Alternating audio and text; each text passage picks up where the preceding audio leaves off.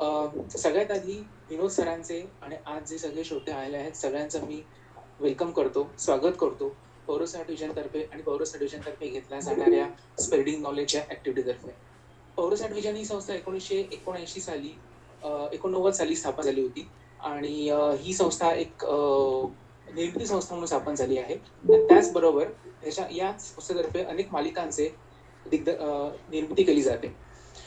Spreading knowledge ही संस्था ही एक educational संस्था म्हणून स्थापन झाली असून त्याचबरोबर साधारणपणे 2012 साली स्थापन झाली होती आणि विविध एज्युकेशनल शैक्षणिक कार्यांमध्ये मध्ये सर्टिफिकेट कोर्सेस असू दे किंवा वर्कशॉप असू दे अशा प्रकारचे वर्कशॉप किंवा सर्टिफिकेट कोर्स स्प्रेडिंग नॉलेज संस्थेतर्फे घेतले जातात. आत्ताच्या लॉकडाऊनच्या परिस्थितीमध्ये आपण स्प्रेडिंग नॉलेज तर्फे काही वेगवेगळे वेबिनार्स आयोजित केले होते. खूप वेगवेगळे मान्यवर्स वेगवेगळ्या विषयांवरती इथे बोलायला आले होते. आतापर्यंत आपण 30 असे सक्सेसफुल अशी वेबिनार्स आयोजित करून झालेली आहेत आणि आजचं जे वेबिनार आहे ते 31वा वेबिनार आहे. आजच्या वेबिनारचं नाव आपल्या सगळ्यांना माहितीच आहे, ते म्हणजे युग स्पर्धा परीक्षांचे. आज या वेबिनारवरती बोलायला आपल्याकडे आले आहेत ते म्हणजे आपले पाहुणे विनोद देशपांडे सर आले आहेत, तर त्यांचं मी स्वागत करतो. हे वेबिनार यशस्वी होण्यामागे म्हणजे एक महत्वाचा हात होता, तो म्हणजे अजिंक्य नवरे यांचा. मी त्यांचे देखील आभार व्यक्त करतो आणि त्याचबरोबर अजून एक की आपले सगळे वेबिनार्स जे रोहित विनेरकर आहेत ते रेकॉर्ड करतात, ज्याच्यामुळे नंतर बाकीचे ऐकू शकतात युट्यूबच्या माध्यमातून. त्यामुळे त्यांचे मी आभार व्यक्त करतो. आभार यासाठी आधी मानतो कारण की शेवटी आभार मानले तर त्याचं मला वाटतं महत्व कमी होतं. त्यामुळे आभार आधी व्यक्त करतो आणि आपण सुरुवात करणार आहोत. त्याच्या आधी एक फक्त गोष्ट मला एक सांगावं इच्छितो की आपण जे मेंबर्स आहेत त्या सगळ्या मेंबर्सला आपण सहभागी प्रमाणपत्र देतो. तर ह्या प्रमाणपत्राची लिंक साधारणपणे एक 20 ते 25 मिनिटानंतर चॅटबॉक्समध्ये टाकली जाईल. त्याच्यावर क्लिक करून तुम्ही फॉर्म भरला असता तुमच्या ईमेलवरती ते प्रमाणपत्र मिळून जाईल. तसेच रोहित हा आपला जो रेकॉर्ड करणारा जो आपला विद्यार्थी मित्र आहे, तर त्याचं सीसॉ प्रोडक्शन आहे. यातर्फे देखील विविध करंट अफेअर्स वरती आणि विविध वेगवेगळ्या विषयांवरती या युट्यूब चॅनलवरती व्हिडिओज टाकले जातात, तर तेही सगळ्यांनी सबस्क्राईब करावं अशी मी विनंती करतो. आपण आता आपल्या सत्राला सुरुवात करणार आहोत. तत्पूर्वी विनोद सर आहे त्यांचे मी इंट्रोडक्शन करून देतो जस्ट आणि त्याच्यानंतर आपण आपले सत्र.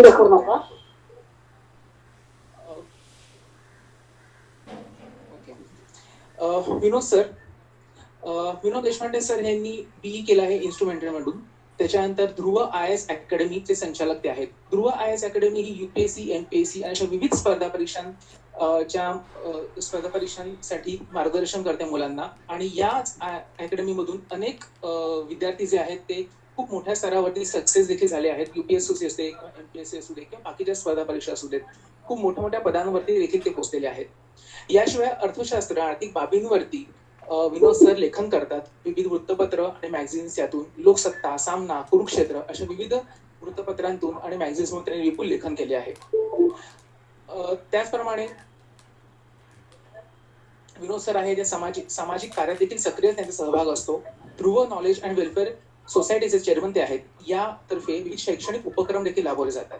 तसेच विवेकानंद सेवा मंडळ यांचे ते सेक्रेटरी देखील आहेत. ग्रामीण भागात काम करणारी ही संस्था असून यातर्फे ग्रामीण भागामध्ये शैक्षणिक उपक्रम, याचबरोबर KDMCच्या शाळेमध्ये देखील शैक्षणिक उपक्रम राबवले जातात.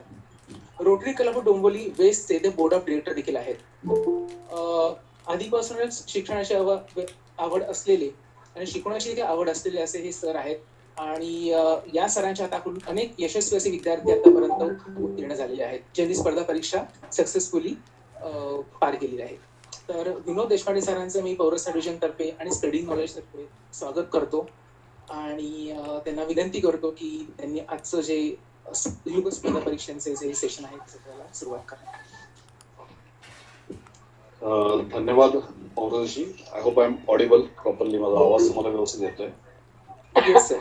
Yes sir. आणि आभार प्रथमच की तुम्ही मला ही संधी दिलीत. एवढा चांगला श्रोतृवर्ग आहे. 98 लोक आता लॉग इन झालेत आणि गुड नंबर. ऑनलाईन असूनही एवढी संख्या जमवणं हा अनोखी. त्याच्याचे जेव्हा काम चांगलं असतं त्यावेळेला अशी लोक येत असतात. मी आभार मानतो की अजिंक्य नवरे पण आज इथे उपस्थित आहेत आणि त्यांनी याच्या आधी आपल्या याच्यावर सत्र पण घेतलेलं आहे. आणि मला वाटतं नैना होले माझे स्टुडंट पण आज या सत्राला उपस्थित आहे आणि वेळ काढून ती आली, मी तिचाही आभारी आहे. आजचा विषय म्हणजे जसा पौरस सरांनी सुचवला विषय आणि विषयाचं टायटल आहे त्यांनी निवडलेलं टायटल आहे आणि मला ते आवडलं कारण स्पर्धा परीक्षाचं युग असा त्याच्यात उल्लेख आहे आणि हा स्पर्धा परीक्षेचा युग हा खूप महत्वाचा प्रश्न महत्वाचा उल्लेख आहे. याचं कारण असं की आत्ताच्या घडीला आपण स्पर्धा बायपास करून जाऊ शकत नाही. परीक्षा पण बायपास करू शकत नाही, पण स्पर्धा परीक्षा दोन्ही गोष्टी तिकडे एकत्र आलेल्या आहेत. स्पर्धाही बायपास करू शकत नाही, परीक्षाही बायपास करू शकत नाही. अशी आत्ताच सध्याच्या काळात तुम्ही मला वाटतं बरेच जण 10वी 11वी 12वी दिलेले असाल किंवा पुढच्या काळामध्ये असाल. तुम्ही काही करा, कुठले तुम्हाला जायचं, इंजिनिअरिंग करायचंय, डॉक्टरेट व्हायचंय, आर्किटेक्चर तुम्हाला करायचं आहे, सीए तुम्हाला करायचंय किंवा तुम्हाला एमबीए करायचंय पुढे जाऊन किंवा तुम्हाला भविष्यात नोकरीसाठी तुम्हाला प्रयत्न करायचा आहे. या सगळ्या स्तरांवर तुम्हाला स्पर्धेला सामोरं जावं लागणार आहे आणि परीक्षेलाही सामोरं जावं लागणार आहे. त्यामुळे स्पर्धा परीक्षांचं युग असं जेव्हा आपण म्हणतो त्यावेळेला दोन गोष्टी आपल्याला प्रामुख्याने लक्षात आल्या पाहिजे की मला माझं करिअर जर चांगल्या पद्धतीचं घडवायचं असेल तर I should be ready with the competition. मला परीक्षांकरता तयार राहायला पाहिजे आणि जो कॉलेजिएट लेवलचा जो अप्रोच असतो तो अप्रोच मला सोडायला पाहिजे. स्पर्धा परीक्षेमधला महत्वाचा भाग काय आहे तर मला मी जे ज्ञान मिळवलंय ते मला तिकडे अप्लाय पण करायला लागेल आणि मला परीक्षेत पुढे यायचं. तुम्हाला मार्क किती मिळाले अकॅडमिक्स मध्ये, तुम्हाला 10वीला किती, 12वीला किती येते किंवा ग्रॅज्युएशनला किती मार्क पडणार, हा स्पर्धा परीक्षेचा माझा दुय्यम भाग होतो. महत्वाचा भाग असतो की तुम्ही त्या परीक्षेमध्ये तुम्ही कसे परफॉर्म करता, how do you actually excel, हा एक भाग आपल्याला लक्षात घ्यायला लागेल. ग्रॅज्युएशन पर्यंत आपण येतो किंवा 10वी पर्यंत तुम्ही आला असाल, 11वी 12वीला तुम्ही आला असाल किंवा आता ग्रॅज्युएशनला जाल तर त्यावेळेला मला पासिंग मार्क मिळवणं हा एक महत्वाचा भाग असतो. मला 35% मिळाले तर मी पुढच्या लेवलला जाणारच आहे. Nobody can stop. स्पर्धा परीक्षेमध्ये मात्र असा प्रकार नसतो आणि स्पर्धा परीक्षेमध्ये आपल्याला कायम मेरिटमध्ये यायला लागते इन अ वे एका प्रकारे. अर्थात प्रत्येक स्पर्धा परीक्षेनुसार ती मेरिट पण बदलत जाईल. काही ठिकाणी ती टक्क्यांमध्ये विचार केला आपण, काही ठिकाणी तुम्हाला जास्त टक्के मिळवायला लागतील, 70-75% मिळवायला लागतील, काही ठिकाणी ते 48 ते 55च्या दरम्यान राहायला लागेल.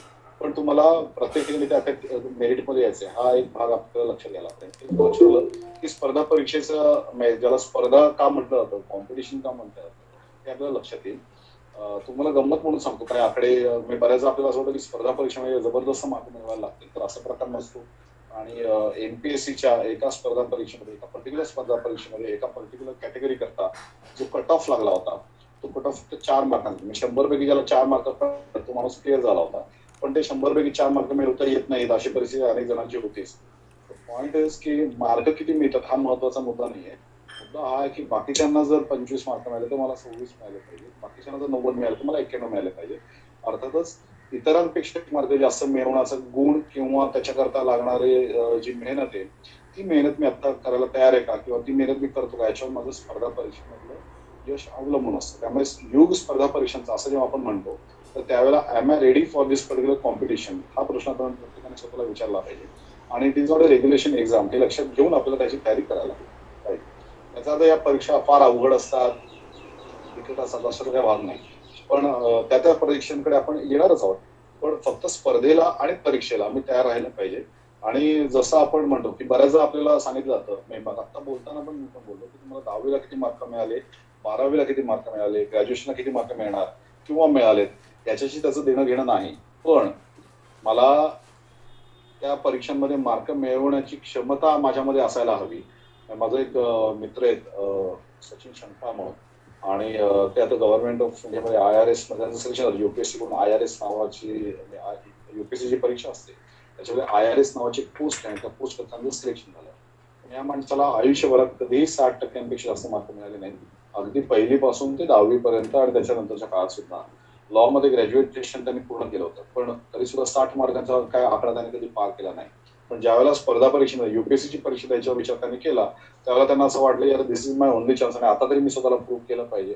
आणि मग त्यांनी भरपूर चांगली मेहनत घेतली आणि he got through civil services. सांगण्याचा मुद्दा एवढाच की परीक्षा आहे आणि स्पर्धाही आहे आणि ती आपल्या दोन्ही पार करायची असा विचार करून जो माणूस याच्यामध्ये तो माणूस तरुण जातो. मला असं वाटतं की स्पर्धा परीक्षांचं आमिर खुसरोचा एक दोहा होता आणि आमिर खुसरो असं म्हणाला होता की खुसरो दरिया प्रेम का उलटी वाकी धार. प्रेमाची तराच नेली.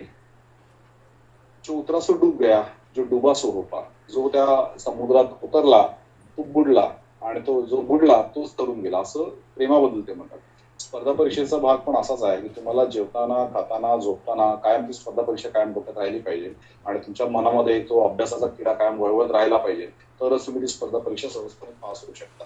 आणि ज्या वेळेला तुम्हाला असं वाटतं की मला दुसरं काहीही मार्ग, सगळे मार्ग माझे बंद आहेत, त्याला स्पर्धा परीक्षेला खटकन उघडतात, असा माझा अनुभव राहिला आहे. पण coming back to the point, आपण आता वेगवेगळ्या स्पर्धा परीक्षांचा आपण अंदाज घेऊ.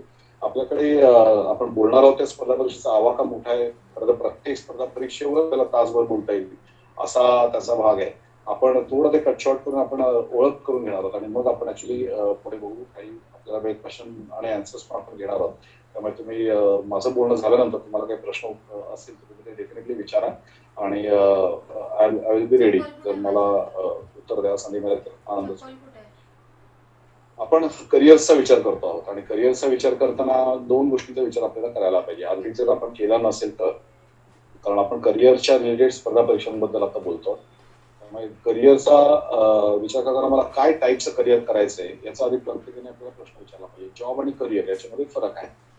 जॉब याचा अर्थ तुम्ही नोकरी आहे आणि तुम्हाला पोटा पाण्यासाठी करणं भाग आहे आणि तुम्हाला दर सोमवारी जर असं वाटत असेल की बापरे आता मला ऑफिसला जायचंय, काम करायचंय मला, आणि त्याच्यामुळे तुमच्या कपाळावर जर आठ्या येणार असेल किंवा कंटाळा येत असेल, मंडे ब्लूज ज्याला आपण म्हणतो, तसे तुम्हाला येणार असेल तर you are in wrong place. तुम्ही जॉब करता, तुम्ही पाटे टाकता, तुम्ही करिअरच्या बाबतीत आपण जेव्हा म्हणतो त्यावेळेला असा विचार आपल्याला करायला पाहिजे की करिअर हे मात्र आपल्याला कायम आव्हान देणार असतं. कायम आपल्याला असं वाटत असतं की अरे मी याच्यामध्ये अधिकाधिक चांगल्या पद्धतीने काम करायला पाहिजे, एक्सलन्स मला मिळवता आला पाहिजे. प्रत्येकाने आपल्याला स्वतःला, मी एक छोटी गोष्ट सांगतो, गोष्टीचा आपल्याला अर्थ गाभा लक्षात घ्या आणि त्यानुसार आपण कुठे आहोत ते जज करा.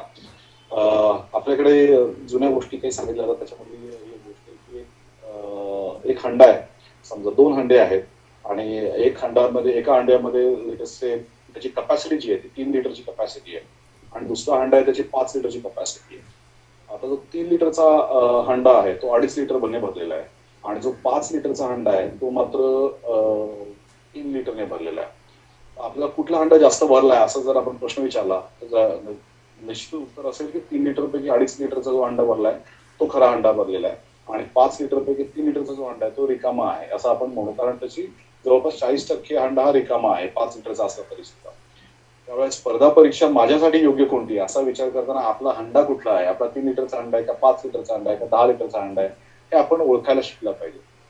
आणि ते ओळखण्याच्या करता अनेक वेगवेगळे मार्ग आहेत, अनेक वेगळ्या पद्धती आहेत, त्याच्याविषयी आपण नंतर कधीतरी बोलू शकतो. पण माझा मुद्दा असा की माझा हंडा कुठला, माझा हंडा किती लिटरचा आहे तो मला कळायला पाहिजे आणि माझं यश काय, तर ते यश मार्कांमध्ये मोजायची गरज नाही. माझा 3 लिटरचा हंडा असेल तर मी तो 2.5 लिटर भरला तर मी यशाच्या जास्त जवळ आहे. माझा जर 5 लिटरचा हंडा आहे आणि मी 3 लिटर भरला तो 2.5 लिटर पेक्षा जास्त आहे, पण माझा रिकामा भाग जो आहे तो मोठा आहे. तर असं जर असेल तर मात्र मला यश मिळालेलं नाही असं आपल्याला म्हणायला पाहिजे. त्यामुळे मी जर माझ्या कपॅसिटी, माझ्या क्षमतेप्रमाणे जर मार्क मिळवले असेल तर उत्तम. मला जर क्षमता आहे माझी 75% आणि मला मिळाले 55% तर याचा अर्थ मी अयशस्वी आहे. पण माझी क्षमता 55% आहे आणि मला 50-52% पडलेले आहेत तर मात्र मी यशस्वी आहे असं आपल्याला धरायला लागेल. त्यामुळे तुमचा विचार करताना मला यश मिळवायचे म्हणजे नक्की काय आणि याचा विचार करताना आपला हंडा हा कायम आपल्याला कळायला पाहिजे. आणि जर पालक कोणी असतील तर त्यांनी आपल्या मुलांचे हंडे किती लिटरचे आहेत हे आपल्याला तपासून बघायला पाहिजे. सो याचा विचार आपल्याला कायम मनात घोळवत ठेवा आणि मग आपल्याला पुढच्या भागाकडे वळूया. मी जेव्हा हंड्याचा उल्लेख केला त्यावेळेला मला त्यातल्या मार्कांबरोबर जोडायचं नाही. मला म्हणायचं की माझी क्षमता त्याच्यानुसार मला मिळालेले मार्क हे असं आपल्याला कायम जोडून बघायला पाहिजे. सो स्पर्धा परीक्षांच्या युगाकडे येताना, स्पर्धा परीक्षांच्या ऍक्च्युअल क्षेत्राकडे येताना सगळ्यातल्या भारतातल्या मला असं वाटतं की नॅशनल हॉबी असा ज्याचा उल्लेख केला जातो, राष्ट्रीय छंद असा उल्लेख ज्याचा केला जातो ती अर्थातच युपीएससीची स्पर्धा परीक्षा ही पहिले येते. IAS IPS असं काही लोक त्याला म्हणतात.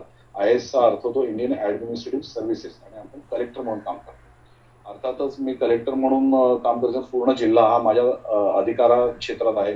माझ्याकडे त्या जिल्ह्याची जबाबदारी आहे. तुम्ही आता पण बघत असाल तर कोरोनामध्ये प्रत्येक जिल्हाधिकाऱ्याला त्या जिल्ह्याचे प्रत्येक म्युनिसिपालिटीला त्या कमिशनरकडे अधिकार दिलेले आहेत आणि त्यांना सांगितलेलं आहे की तुमच्या जिल्ह्यामध्ये कोविडची काय परिस्थिती आहे त्याच्यानुसार तुम्ही निर्णय घ्या. मग तो लॉकडाऊन करायचा का नाही करायचा, कुठल्या भागात करायचा, याच्याकरता तुम्ही निर्णय घ्या. रेल्वे तिकडे गेली पाहिजे नाही गेली पाहिजे त्याचा तुम्ही विचार करा. कुठल्या प्रकारच्या दुकानांना परवानगी, जिल्ह्यामधल्या प्रत्येक, आपण जर जिल्हाधिकारी असा विचार केला तर जिल्हाधिकाऱ्याकडे जिल्ह्यामध्ये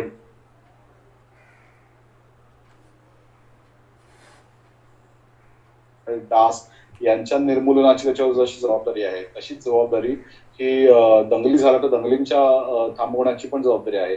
तशीच जबाबदारी तिकडे उद्योगधंदे विकसित होतील की नाही याची पण जबाबदारी त्याच्याकडेच आहे. शेतीमध्ये विकास होईल की नाही याची पण जबाबदारी त्याच्याकडेच आहे. त्यामुळे त्या जिल्ह्याचा सर्वांगीण विकास, सगळ्या क्षमतांनी विकास असा जर आपण विचार केला त्याची अंतिम जबाबदारी त्या जिल्हाधिकाऱ्याकडे असते. अर्थातच एवढी मोठी जबाबदारी आहे आणि म्हणून त्याच्याकरता लागणारे अधिकार पण त्याच्याकडे एकवटलेले असतात. त्यामुळे बऱ्याच जणांना असं वाटतं IAS is the only service. म्हणजे बाकी सिव्हिल सर्व्हिसेस UPSC मध्ये बाकी अनेक गोष्टी असतील पण IAS ला जे वेटेज आहे ते बाकी कशालाच नाही असं अनेक जणांना वाटत असतं. त्यामुळे मला जर निर्णय घ्यायला आवडेल, मला असं वाटत असेल की माझ्या एका सहीने लाखो लोकांचं आयुष्य घडायचंय, बिघडवत म्हणजे मग क्षमता आहे पण घडवायचंय मला, त्या लोकांना IAS ची पोस्ट होत असते आणि त्याच्याकरता जी स्पर्धा परीक्षा होते ती स्पर्धा परीक्षा म्हणजे युनियन पब्लिक सर्व्हिस कमिशन म्हणजे UPSC ची स्पर्धा परीक्षा. त्याचं अधिकृत नाव आहे सिव्हिल सर्व्हिसेस एक्झामिनेशन. लोक त्याला कॉमनली IAS IPS म्हणतात. IPS याचा अर्थ होतो इंडियन पोलीस सर्व्हिसेस. म्हणजे मी ज्यांना डॅशिंग लाईफस्टाईल आवडते, ज्यांना असं वाटतं की मी 24/7 रिस्पॉन्सिबल असलं पाहिजे आणि मला फिजिकली काहीतरी असं करून दाखवण्याची इच्छा आहे तर तुम्ही IPS घेऊ शकता. तुम्हाला सरफरोश माझं पिक्चर जर तुम्ही कधी बघितलं असेल आमिर खानचा, तर सरफरोश मध्ये आमिर खानचा एक वाक्य पण असं आहे की IAS बन सकता था लेकिन मैंने IPS चुना. स्वतःहून या डॅशिंग करिअर निवडणारी लोक डेफिनेटली आहेतच. किंवा काही वेळेला लोकांना IAS आणि IPS याच्यापेक्षा IFS आकर्षण असतं. IFS म्हणजे इंडियन फॉरेन सर्व्हिसेस. आपण भारताचे राजदूत म्हणून, ब्रँड नव्हे, आपण भारताचे अँबॅसेडर म्हणून काम करतो आणि भारताचं राजदूत म्हणून किंवा दूतावासात आपण काम करत असतो. आपण खूप मोठी जबाबदारी निभावत असतो. म्हणजे दोन देशांमधले संबंध हे सुरळीत ठेवणं, चांगले ठेवणं, इनफॅक्ट ते वाढवणं, अशा प्रकारची जबाबदारी ही भारताच्या राजदूताची असते आणि त्या लेवलपर्यंत आपण जाऊ शकतो. आपण IFS मध्ये आपण असू तर अर्थातच त्याच्याबरोबर लागणार आहे या प्रत्येक सर्व्हिसेस बरोबर लागणारे स्किल सेट्स आहेत. जसं मग आपण मगाशी म्हटलं की IAS मध्ये तुम्हाला काम करायचं असेल, IAS असं चांगला अधिकारी म्हणून काम करायचं असेल तर निर्णय क्षमता आपली खूप चांगली असली पाहिजे.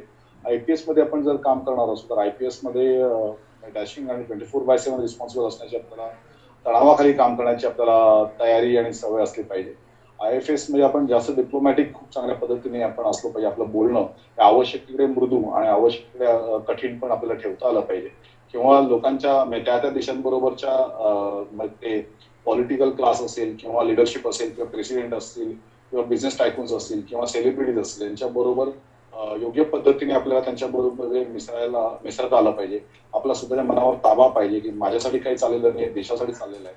त्यामुळे त्यांच्याबरोबरचे संबंध आहे त्या पद्धतीने डेव्हलप करणं, विकसित करणं, ते कळीची इन्फॉर्मेशन त्याच्याकडून काढून घेणं, अशा प्रकारची कामं ही दूतावासामध्ये आपल्याला करायला लागतील. त्यामुळे IFS ही सुद्धा एक खूप कॉम्पिटिटिव्ह किंवा सगळ्यात ज्या लोकांना आकर्षित करणारी अशी एक सर्व्हिस आहे.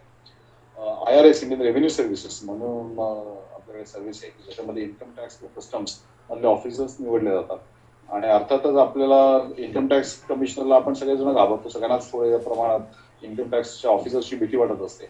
आपल्याकडे अगदी सेन्ससचा म्हणजे जनगणना करणारा अधिकारी जरी आला तरी आपल्याला असं वाटायचं की आता ही माहिती इन्कम टॅक्स गोळा करेल का, आपल्याकडून त्याच्याकडून घेईल का आणि आपल्याला वर काही नोटीस भेटतील का, अशी आपल्याला काय भीती वाटत असते. उपद्रव मूल्य इन्कम टॅक्स ऑफिसर्स जास्त असतात म्हणून एक त्याला समाजामध्ये भीती वाटत असते. पण अदरवाईज भारत सरकारसाठी रेव्हेन्यू गोळा करण्याचं एक मोठं काम, महत्वाचं काम हे IRS करत असतात. IRS ऑफिसर्स म्हणजे इंडियन रेव्हेन्यू सर्व्हिसेस असं ते सर्व्हिसचं नाव. काही लोकांना असं वाटत असतं की मला भरपूर काम करायचं म्हणजे अंग मोडून काम करणं असं आपण ज्याला म्हणतो. दिवसाचे 14-15 तास काम करणारे असे काही लोक असतात आणि असे लोक IRTS म्हणजे इंडियन रेल्वे ट्रॅफिक सिग्नलिंग ही सर्व्हिस मागून घेतात आणि दिवसाचे 13-14 तास म्हणजे रोज सकाळी मला वाटतं 7 वाजता त्यांची एक पहिली मीटिंग असते. ऑन कॉल फोनवरून ती मिटिंग असते आणि बऱ्याचदा पूर्ण देशामधली जी रेल्वे आहे ती व्यवस्थित चालू आहे की नाही याची जबाबदारी या लोकांकडे असल्यामुळे ते त्याचा आढावा घेत असतील कुठे काय कमी किंवा कुठे काय अडचण आहे का अशा अर्थाने. तर ज्यांना भरपूर काम करायचं आहे असे लोक IRTS मागून घेत असतात. काही लोकांनी आपला एक स्टुडंट आहे IRAS झालेला आहे, इंडियन रेल्वे ऑडिट सर्व्हिसेस मध्ये सिलेक्शन झालंय आणि आज जवळपास 1,000 कोटी रुपयांचा पोर्टफोलिओ सांभाळतो आणि 1,000 कोटी रुपयाचा पोर्टफोलिओ सांभाळताना त्याचं ऑफिसचा टाइम काय असेल, ऑफिसची वेळ काय असेल, तर ती ऑफिसची वेळ त्याची सकाळी 9:30 ते 6:30 एवढीच आहे. म्हणजे तो 1,000 कोटीचा पोर्टफोलिओ सांभाळतो पण दिवस रात्र तो खपतो याच्यातला काही भाग नाही. आणि इन अ वे ऍक्च्युली खरं तर जो IAS ला जो पगार मिळतोय तोच साधारणपणे याला पण मिळत असतो. त्यामुळे सॅलरीमध्ये फरक नाही, जबाबदारी तेवढीच मोठी. 1,000 कोटीचा पोर्टफोलिओ सांभाळतो, जस्ट इमॅजिन किती मोठी जबाबदारी आहे. आणि तरी सुद्धा ऑफिस टायमिंग हे मात्र सोमवार ते शुक्रवार सकाळी 9:30 ते 6:30. 6:30ला शुक्रवारी ऑफिस बंद झालं त्याच्यानंतर डायरेक्ट सोमवारीच उघडणार आहे. त्यामुळे आपल्याला करिअरकडून अपेक्षा काय आहेत आपल्या असा आपण जेव्हा विचार करतो तर त्यावेळेला हा पण एक भाग आपल्या लक्षात घ्यायला पाहिजे की सॅलरी ही एक सगळ्यात महत्वाचा ऍस्पेक्ट. ऑब्व्हियसली आपण करिअर बद्दल बोलतो त्यामुळे आपल्याला किती पगार मिळणार, मला किती सॅलरी मिळणार, माझा उत्पन्नाचा जगण्याचा लाईव्हलीहूडचा सोर्स काय असेल आणि तो किती समृद्ध आहे याची आपल्याला काळजी असते. आणि त्या दृष्टीने आज मुंबईचे चीफ कमिशनर 1.25 लाखाची सॅलरी घेत असतील, सगळे ऑफिसर्स हे चांगली सॅलरी घेतात. स्पेशली आफ्टर 7 पे कमिशन किती सॅलरीज वाढलेल्या आपल्याला दिसतात. किंवा दुसरा एक भाग असतो करिअर निवडताना तर तो भाग आहे तो चॉईस तुमचा प्रत्येकाचा अर्थ थोडासा वेगळा असू शकतो. पण काही जणांना असं वाटतं की मला सॅलरी तर चांगली पाहिजेच पण मला काहीतरी करून दाखवण्याचा तो कर्तृत्वाला वाव माझ्या मिळायला पाहिजे. ऑब्व्हियसली तुमच्या मगाशी म्हटलं जसं एका सहीने जर तुमचं लाखो लोकांचं आयुष्य घडणार असेल तर डेफिनेटली त्याच्यासाठी मोठी गोष्ट नाही आहे. त्यामुळे या सर्व्हिसेसकडे आकर्षण खूप जास्त आहे. या दोन गोष्टी आहेत, पदाला असलेली म्हणजे पॉवर आहे ती पॉवर खूप जबरदस्त आहे. मध्यंतरी मी एकाला भेटलो आणि तो मला म्हणाला की सर तर सिलेक्शन झाल्यानंतर मी तर पेट्रोल पंपावर पैसे पण देत नाही. माझं मत असं नाही की तुम्ही असं करावं पण तो फक्त म्हणाला की मी कार्ड दाखवतो आणि लोक सोडून देतात कारण त्यांना असं वाटतं की हा मोठा अधिकारी आहे तर आपल्याला उगाच नंतर पुढे मागे तरी कामाला येऊ शकेल. असे काही छोटे छोटे गैरफायदे पण लोक घेतात. तुम्ही ते करावं असं माझं म्हणणं नाही पण मला सांगायचं की पॉवर किंवा समाजामध्ये जो असलेला मान आहे त्या सर्व्हिसेस खूप जास्त आहे. अर्थात त्याचं मूळ कशात आहे तर ते तुम्ही लाखो लोकांचं आयुष्य घडवू शकता याच्यामध्ये त्याचं मूळ दडलेलं आहे. तुम्ही डॉक्टर झाला, तुम्ही इंजिनियर झाला, तुम्ही CA झालात तरी तुमचा काही जाहीर सत्कार वगैरे केला जात नाही. तुम्ही कारण मानलं असं होतं की तुम्ही जे काही डिग्री मिळवलेली आहे ती तुम्ही तुमच्याकरता मिळवलेली आहे आणि तुम्ही तुमचं भलं त्याच्यामध्ये साधून राहता. पण जेव्हा तुम्ही IAS सारखा परीक्षा पास होता तर त्यावेळेला फक्त तुमच्या गावातलंच नव्हे तर तुम्हाला पूर्ण राज्यातून तुम्हाला वेगवेगळ्या ठिकाणून आमंत्रण येतं आणि तुम्हाला तुमचा तिथे जाहीर सत्कार केला जातो. कारण समाजाच्या आशा, आकांक्षा, अपेक्षा या पदांभोवती फिरतात किंवा त्याच्याबरोबर जोडल्या गेलेल्या आहेत. म्हणजे मला बऱ्याचदा असं वाटतं की मायबाप सरकारी लोकांच्या मनातली जी सरकारबद्दलची जी इमेज आहे ती अजून बदललेली नाही. त्यामुळे सगळ्या सरकारचा जो सर्वोच्च अधिकारी आहे त्या जिल्ह्यामधला तो जिल्हाधिकारी आणि त्यामुळे त्या पदावर जो लोक जातात त्यांचं कौतुक समाज करत असतो कारण समाजाला त्याच्याकडून अपेक्षा असते. Coming back to the point, त्यामुळे या सगळ्या गोष्टी या पदांबरोबर किंवा या परीक्षांबरोबर जोडलेल्या आहेत आणि त्याच्यामुळे या परीक्षांना असणारं महत्व खूप जास्त आहे. काही लोकांना असं वाटतं की आपण भरपूर फिरायला आपल्याला पाहिजे, म्हणजे जगभर आपल्याला फिरायचंय. इंडियन ट्रेड सर्व्हिसेस नावाची एक सर्व्हिस आहे की ज्यांना असं ज्यांचं जॉब आहे की वेगवेगळ्या देशांमध्ये जाऊन त्यांच्याबरोबरचा आपला जो व्यापार आहे तो WTOचा असेल किंवा त्या देशाबरोबर जे बायोलॅटरल अग्रीमेंट्स किंवा करार जे झालेले असतील त्या करारांबरोबर आपला व्यापार त्यांच्याबरोबर होतोय की नाही हे चेक करणं हे त्यांचं काम असेल. किंवा इंडियन ट्रेड सर्व्हिसेस नावाची सर्व्हिस आहे. तुम्हाला जग फिरायचं असेल दर महिन्यातून तुम्हाला असं वाटायचं की मला 10-15 दिवस बाहेर जायचं आहे तर तुम्हाला ही सर्व्हिसेस अर्थातच आवडू शकेल. किंवा काही लोकांना एकदम भाषा तज्ज्ञ असतात काही लोक आणि प्रत्येक अनुस्वार किंवा वेलांटी किंवा कॉमा कुठे टाकायचा कुठे नाही टाकायचा याच्याविषयी ते एकदम सजग असतील. अशा लोकांकरता इंडियन ब्रॉडकास्टिंग सर्व्हिसेस म्हणून सर्व्हिसेस आहे ज्यांना शब्दाचं महत्व माहिती आणि कुठली माहिती कुठल्या वेळेला रिलीज केली पाहिजे हे त्यांना कळतं. ज्यांना शब्दांचं महत्व कळतं आणि त्याच्यामुळे कशा प्रकारे कुठल्या शब्दावर जोर द्यायचा हे कळतं अशा लोकांकरता इन्फॉर्मेशन ब्रॉडकास्टिंग सर्व्हिसेस आहे. अशा वेगवेगळ्या स्किल सेटला धरून आपण जरी विचार केला की माझ्यामध्ये काय स्किल सेट आहे तरी तुम्हाला असं दिसून येईल की तुमचा जो स्किल सेट आहे त्याला आवश्यक असणारी किंवा त्याला जोडलेली असणारी किंवा ते स्किल सेट ज्याच्याकरता आवश्यक आहेत अशा प्रकारची सर्व्हिस ही आज UPSC किंवा सिव्हिल सर्व्हिस एक्झामिनेशन ऑफर करते आपल्याला. आणि त्यामुळे आपल्याला स्किल सेट मग मी सुरुवात केली होती ती स्पर्धा परीक्षा आणि मग आपण करिअर याच्याकडे याला आपण जोडण्याचा प्रयत्न करतो आहोत. त्यामुळे तुम्ही विचार करताना आपल्यामध्ये काय स्किल सेट आहेत ते आपण कुठल्या करिअर करता वापरले जाऊ शकतात त्याच्यानुसार ऍक्च्युली आपण विचार केला पाहिजे. बऱ्याचदा लोक काय करतात तर लोक स्पर्धा परीक्षांच्या बाबतीत जाणून घेतात फक्त परीक्षेचं स्ट्रक्चर काय याचा विचार करतात आणि ती परीक्षेचं स्ट्रक्चर आपल्याला झेपेल की नाही याचा फक्त विचार करतात. उपमन्यू चॅटर्जी त्यांचं एक पुस्तक आहे इंग्लिश ऑगस्ट म्हणून त्याच्यावर राहुल बोसचा पिक्चर पण होता. तर त्याच्यामध्ये उलट म्हणतो की मी आय एस झालेलो आहे आणि आता आय एस झाल्यानंतर मला असं वाटलं की अरे हे किती बोरिंग आहे काम. म्हणजे ज्याला लाखो लोकांची त्याची इच्छा आहे की आय एस बनायचं तो हा माणूस बनला पण त्यांना असं वाटलं की अरे मी आता कुठे या मीटिंग ऐकत बसू आणि मला बोर होतं हे काम करताना असा तो त्याच्यावरची स्टोरी आहे आणि मग तो पळून कसा जातो आणि वगैरे वगैरे अशी ती एकत्र स्टोरी सांगतो. माझा मुद्दा काय की मला ज्या करिअरची निवड करायची ती करिअरची निवड आधी व्हायला पाहिजे आणि मग स्पर्धा परीक्षेची निवड व्हायला पाहिजे.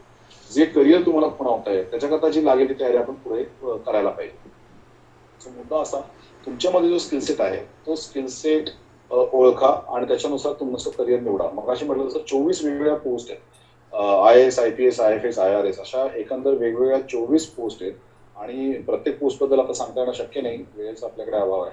त्यामुळे त्या 24 पोस्टसाठी एकच परीक्षा घेतली जाते त्याला म्हटलं जातं सिव्हिल सर्व्हिसेस एक्झामिनेशन. कॉमनली लोक त्याला युपीएससी एक्झाम म्हणतात किंवा कॉमनली त्याला I S I P S exam म्हणतात कारण आय एस आणि आय पी एस या पदांचं ग्रॅमर जे आहे ते खूप जास्त आहे म्हणून. पण अदरवाईज सिव्हिल सर्व्हिसेस एक्झामिनेशन 3 टप्प्यांमध्ये ही परीक्षा होते. प्रिलिम्स आहे मेन्स आहे आणि इंटरव्ह्यू आहे. जी प्रिलिमिनरी एक्झामिनेशन आहे पहिला टप्पा आपण पूर्ण परीक्षेला म्हणतो त्या प्रिलिम्स एक्झामला येला 2 पेपर्स 2 पेपर आपल्याला असतात जनरल स्टडीज आणि ऍप्टिट्यूड टेस्ट. जनरल स्टडीज मध्ये history geography physics chemistry biology economy constitution of India environment ecology current affairs असे सगळे विषय मिळून तुमचा एक पेपर बनतो 100 प्रश्न 200 मार्क आणि इथे निगेटिव्ह मार्किंग असतं. आपल्याला प्रत्येक चुकीच्या उत्तराला आपले 33% मार्क कापले जाणार आहे. दुसरा पेपर आहे प्रिलिम्सचा तो आहे ऍप्टिट्यूड टेस्टचा. ऍप्टिट्यूड टेस्ट मध्ये maths logical reasoning data interpretation decision making problem solving असे आणि कॉम्प्रिहेन्शन असे सगळे विषय मिळून तुम्हाला 80 प्रश्न असतात आणि 200 मार्क असतात. इथे पण निगेटिव्ह मार्किंग असतं प्रत्येक चुकीच्या उत्तराला तुमचे 33% मार्क कापले जाणार आहेत. आता ही अख्खी प्रिलिम्स जी आहे ती या 2 पेपरची बनते जनरल स्टडी आणि ऍप्टिट्यूड टेस्ट. जनरल स्टडीच्या मार्कावर तुमचं सिलेक्शन होतं. तुम्हाला ऍप्टिट्यूड टेस्टला 200 पैकी 66 मार्क पडले की आपलं काम झालं. तुमचं फायनल सिलेक्शन जे होणार आहे ते जनरल स्टडीजवर तुम्हाला किती मार्क पडले याच्या आधारावर होणार आहे. ऑब्जेक्टिव्ह पेपर आहे लिहायचं काहीच नाही फक्त टिक करायचं आहे निगेटिव्ह मार्किंग त्याला आहे. जर तुम्हाला 200 पैकी समजा 100 ते 115 मार्क पडले तर तुम्ही युपीएससी सिव्हिल सर्व्हिसेसच्या प्रिलिम्सला पास होऊ शकता. मग अशी म्हटलं तसं there is no defined cut off असं काही नाही. त्या वर्षीची मेरिट कशाने वर जाते का खाली जाते याच्यावर अवलंबून राहील की तुम्ही क्लिअर करणार किंवा नाही. जर प्रिलिम्स पास झाला तर तुम्ही मेन्स घातला आणि मेन्सला तुम्हाला टोटल 9 पेपर्स आहेत. 2 पेपर हे लँग्वेजेसचे पेपर असतात. एक तुम्ही कुठलीही लँग्वेज घेऊ शकता आणि कुठलीही स्टेट लँग्वेज तुम्ही घेऊ शकता मराठी हिंदी गुजराती वगैरे आणि एक मात्र कंपल्सरी इंग्लिश आहे. हे 2 भाषांचे पेपर अगेन क्वालिफाईंग नेचरचे म्हणजे प्रिलिम्स हा क्वालिफाईंग स्टेज होती त्याच्यामध्ये प्रिलिम्समध्ये मार्क तुम्हाला पडले तुम्ही क्लिअर झाला की प्रिलिम्सचा रोल संपला आणि तसेच उरलेल्या आता मेन्स कडे आपण आलो तर मेन्समध्ये 2 पेपर हे लँग्वेजेसचे पेपर हे क्वालिफाईंग पेपर आहे ते तुम्हाला 25% मार्क पडले पाहिजे. भाषांचे पेपर सोपे असतात नथिंग म्हणजे ज्याच्यामध्ये कॉम्प्लिकेटेड असं काही नसतं आणि तुम्हाला आत्ता दिलं तर बऱ्याच जणांना तुमच्यापैकी पास होऊ शकतो. उरलेले बाकीचे जे 7 पेपर्स आहेत तेच मात्र त्याच्या आधारावर तुमचं इंटरव्ह्यू करता सिलेक्शन होणार आहे. त्या 7 पेपरमध्ये काय भाग आहे तर पुढचा पेपर जो आहे तो आहे एसेचा निबंधाचा पेपर आहे. निबंध याचा अर्थ काय होतो it is called as organisation of ideas. Actually निबंधाचा अर्थ म्हणजे तुमचा विचार करण्याची प्रक्रिया काय आहे प्रणाली काय आहे. तुम्ही पर्टिक्युलर एका कन्क्लुजनकडे येताना जास्तीत जास्त अंगाने किंवा बाजूने 360 डिग्री डायमेन्शन्स नाही तुम्ही त्या मुद्द्याचा विचार करू शकता का याच्या आधारावर तुम्हाला मार्क मिळतात. म्हणजे तुमचं रॅशनल कसं तुमचं आहे विचार करण्याची पद्धत काय आहे हे ते इव्हॅल्युएट करण्याचा प्रयत्न करतात. याच्या आधी तुम्ही एसेचा जो विचार केला असेल निबंधाचा जो विचार केला असेल तो तुम्ही विचार केला होता जो भाषेच्या संदर्भात होता. म्हणजे तुम्ही इंग्लिशच्या किंवा मराठीच्या किंवा हिंदीच्या पेपरमध्ये तुम्ही निबंध लिहिला होता. आता युपीएससीचा हा जो एससीचा पेपर आहे तिथे मात्र तसं नाही. It is purely on the base of ideas that you will be judged. Language हा महत्वाचा भाग नाही. 125 मार्काचा एक निबंध आणि असं 2 तुम्हाला निबंध लिहायचे म्हणजे 250 मार्काचा निबंधाचा पेपर आहे. म्हणजे मी किती पानं लिहू असा प्रश्न मला लोक बरेचदा विचारतात. Actually it is not true की युपीएससी सांगतं की marks will not be allotted for the length of the answer. तुमचं उत्तर किती मोठं आहे म्हणजे एसे तुमचा किती मोठा आहे याच्या आधारावर तुम्हाला मार्क मिळत नाही. तुम्हाला जे मार्क मिळतात ते तुम्ही काय लिहिले, कंटेंट काय प्रोव्हाइड केलं ह्याच्या आधारावर मिळतात. आणि मग तुम्ही भाषा कशी वापरल्या त्याच्यानंतरचा भाग येतो. तुमचं कंटेंट स्ट्रॉंग असेल, तुमचे विचार जर चांगले असेल तर भाषा तोकडी असेल तरी पण चालते.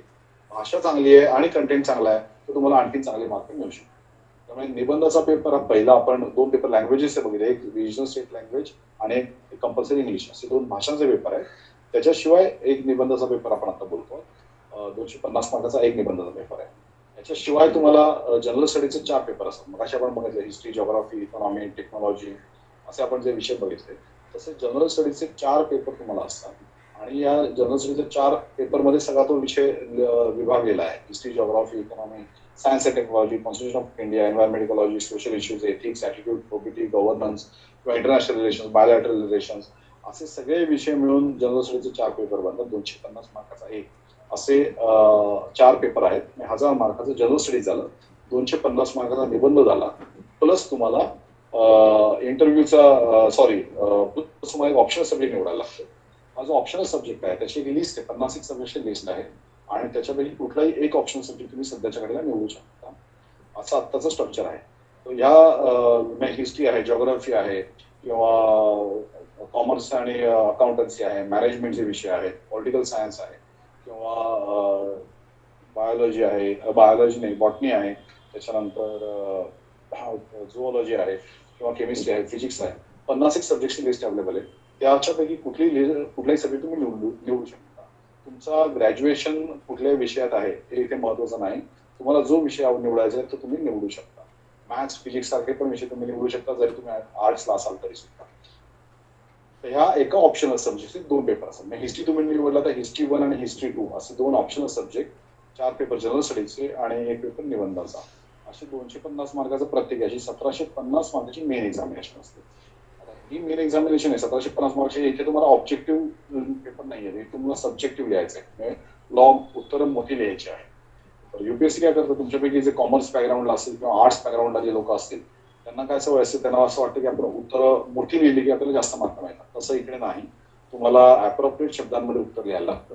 युपीएससी क्वेश्चन देतानाच असं सांगते की नॉट मोर दॅन 200 वर्ड्स, म्हणजे तुम्हाला उत्तर 200 शब्दांपेक्षा जास्त लिहायचं नाहीये. अशा अर्थाच्या अटी घालून ते तुम्हाला प्रश्न देतात. त्यामुळे अगेन परत coming back to their bottom line युपीएससीची काय आहे, तर marks will not be given to the length of the answer. तुम्ही किती मोठं उत्तर लिहिलंय त्याच्यावर तुम्हाला मार्क मिळत नाहीये. तुमचा कंटेंट काय आहे त्याच्यावर तुम्हाला मार्क मिळणार आहे. इनफॅक्ट खरं सांगायचं तर आपण जसं मराठीत जसं म्हणतो की आखूड शिंगणे बहुत होती, म्हणजे काय कशी असली पाहिजे, शिंग मारली पण नाही पाहिजे, आखूड शिंगे असली पाहिजे, बहुत होती, दूध जास्त दिला पाहिजे, चारा कमी खायला पाहिजे, अशा प्रकारची आपल्याला काय अपेक्षित असते, आवश्यक असते, आपल्याला हवी असते. तसं युपीसीला लागतं. युपीसीला लागतं की तुम्ही उत्तराची लेंथ जी आहे ती मोठी नको, ती अप्रोप्रिएट पाहिजे, ती योग्य तेवढीच पाहिजे. भाषा तुमची चांगली पाहिजे, पण चांगली पाहिजे याचा अर्थ तुम्हाला मांडण्यामध्ये सोपेपणा पाहिजे. त्यांना जार्गनाइज वर्ड्स त्यांना नकोय.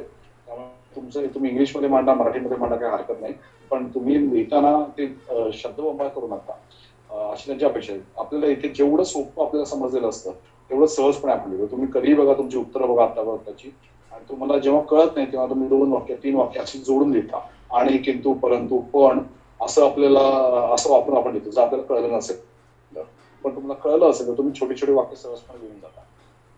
सो युपीसीला अशा प्रकारची क्लॅरिटी अपेक्षित असते. आणि लिखाण पण सोपं पाहिजे, अगदी सोपं, 12वीच्या मुलाला पण समजेल एवढं सोपं आपल्याला लिहिता आलं पाहिजे. त्यामुळे हा दुसरा भाग झाला मेन्सच्या एक्झामिनेशनच्या. त्यामुळे तुमचं लिखाण कसं आहे याच्यावर तुम्हाला मार्क पडतील. तुम्हाला योग्य माहिती आहे की नाही, तुम्ही टू दी पॉईंट लिहू शकता की नाही, याच्यावर तुम्हाला मार्क. मेन्सचे 7 पेपर 1750 मार्काचे. 1750 पैकी तुम्हाला जर समजा 800 मार्क पडले तर आपण डेफिनेटली इंटरव्ह्यूला जाऊ शकतो. इंटरव्ह्यूला 275 मार्काचा इंटरव्ह्यू फक्त दिल्लीमध्ये इंटरव्ह्यू होतो. आणि युपीएससीचा इंटरव्ह्यू ते call it as a personality test. तर तुम्हाला ते त्या तुमच्या व्यक्तिमत्वाची चाचणी असा विचार करतात इंटरव्ह्यू बद्दल. त्यामुळे तुम्हाला बरेच आपण म्हणतो की हे असा प्रश्न विचारला आणि मग विचारलं की तुम्ही किती पायऱ्या चढून आलात, तुमच्या मागच्या भिंतीचा रंग काय, किंवा एखादं अंड वरून पडलं तर काय होईल, वगैरे वगैरे वगैरे. तर बेसिकली अशा प्रकारचे प्रश्न विचारले जात नाहीत. ते सगळे अफवा असतात, दादांत होत आहे. पण it is a question question are based on your personality. तुमच्या व्यक्तिमत्वामध्ये काय आहे की तुम्हाला अधिकारी का बनवावं, असा या प्रश्न उत्तर तुमच्यामधून शोधण्यासाठी प्रयत्न करत असतात. त्यामुळे it is called as a test of your personality. आणि जे लोक इंटरव्ह्यू पास होतात ते लोकांना परीक्षा क्लिअर करतात ते. म्हणजे प्रिलिम्स, मेन्स आणि इंटरव्ह्यू 3 स्टेजेस आहेत. या तिन्ही स्टेजेस आपण एका दमात पास करणं अपेक्षित असतं. म्हणजे एका वर्षात एकदा अटेम्प्ट होते, प्रिलिम्स एकदा होते, मेन्स एकदा होते आणि इंटरव्ह्यू एकदा होतो. युपीएससीच्या कॅलेंडर इयरमध्ये आपण विचार करतोय. तर मी प्रिलिम्स पास झालो तर मला मेन्स द्यायची, मेन्स पास झालो तर मला इंटरव्ह्यू द्यायची आणि इंटरव्ह्यू पास झालो तर मला पोस्ट मिळाली.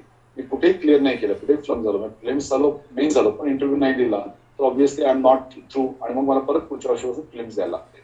जर युपीएससी ज्या लोकांना अवघड वाटते त्यांना हे एक महत्वाचं कारण वाटतं. प्रिलिम्स, मेन्स आणि इंटरव्ह्यू तिन्ही स्टेजेस मला एका दमात पास व्हायचे. There is no ATKT system. या वर्षी मी एटीकेटी घेतली आणि पुढच्या वर्षी मी परीक्षा दिली असं चालत नाही. त्यामुळे परत प्रिलिम्स पासून सुरुवात करायला लागते. हा एक डिफिकल्टी लेवलचा हा एक भाग झाला. युपीएससी अवघड आहे असं लोकांना वाटतं. याचं दुसरं कारण आहे की इंटिग्रेटेड अप्रोच लागतो. विचार करण्याचा एक अप्रोच आपल्याला डेव्हलप करायला लागतो आणि तो ऍक्च्युली आता पण याच्या आधी आपला डेव्हलप झालेला नसतो. तुम्ही हिस्ट्रीच्या पेपरला जॉग्राफीचा विचार करत नाही, जॉग्राफीच्या पेपरला इकॉनॉमीचा विचार करत नाही, इकॉनॉमीच्या पेपरला कॉन्स्टिट्यूशनचा विचार करत नाही. तो त्याची सवय लावून घेणं, इंटिग्रेटेड विचार करण्याची सवय लावून घेणं म्हणजे युपीएससीचा अभ्यास करणं खरं तर आहे. त्यामुळे विचार करताना आपल्याला विचार करायचा असेल तर युपीएससीचा विचार करायचा असेल तर या सगळ्या स्किलसेट आपल्याला त्याच्याकडे डेव्हलप करायला लागतात. मगाशी म्हटलं तसं की परीक्षा अवघड आणि सोपी असा विचार तुम्ही करू नका. कारण युपीएससीची मगाशी म्हटलं राष्ट्रीय छंद आहे, त्यामुळे कॉम्पिटिशन खूप जास्त आहे. मात्र कॉम्पिटिशन खूप जास्त असली तरी सुद्धा परिस्थिती त्यांना त्यांच्या ग्रॅज्युएशनला फक्त 5 क्लास होता. म्हणजे त्यांना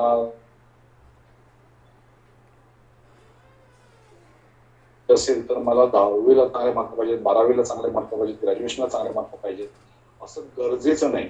असेल तर फायदा होतोच. आपण चांगला अभ्यास केला असेल, अकॅडमिक स्ट्रॉंग असेल त्याचा फायदा होतो.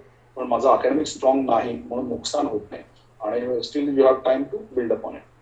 हा मुद्दा नंबर मिथ युपीएससीची जी आहे त्याच्याबद्दल हे एक मिथ आहे. दुसरं एक मिथ आहे की लोकांना असं वाटतं की बोलता चांगलं आलं म्हणजे आपल्याला आपण परीक्षा पास होतो. Even it is not true. याचं कारण म्हणजे बऱ्याचदा लोक म्हणतात की अरे कोणत्या स्टेजवर जाऊन बोलत असेल, गॅदरिंग मध्ये वगैरे बोलत असेल, कॉलेजच्या फंक्शन मध्ये बोलत असेल तर लगेच त्याच्याबद्दल असं म्हटलं जातं की अरे हा आयएस मटेरियल आहे वाटतं. It is not true again. कारण इंटरव्ह्यूला किती मार्क आहेत मग म्हटलं असं 275 मार्क फक्त इंटरव्ह्यूला आहे आणि 1750 मार्क तुमच्या लेखी परीक्षेला आहे.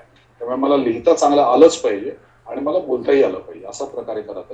त्यामुळे तोही तुमच्या डोक्यात कोणतरी भरवलं असेल की ओरेटरी स्किल्स, वक्तृत्व खूपच चांगलं पाहिजे तर इट इज नॉट. तुम्हाला टीम बिल्डिंग पाहिजे, ते चांगलं काम करण्याकरता, एक्झाम क्लिअर करण्याकरता आपण आता बोलतो.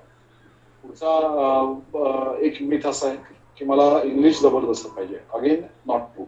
म्हणजे मी माझ्या मातृभाषेमध्ये मराठीमध्ये पण, हिंदीमध्ये पण, गुजरातीमध्ये पण मुख्य परीक्षा लिहू शकतो.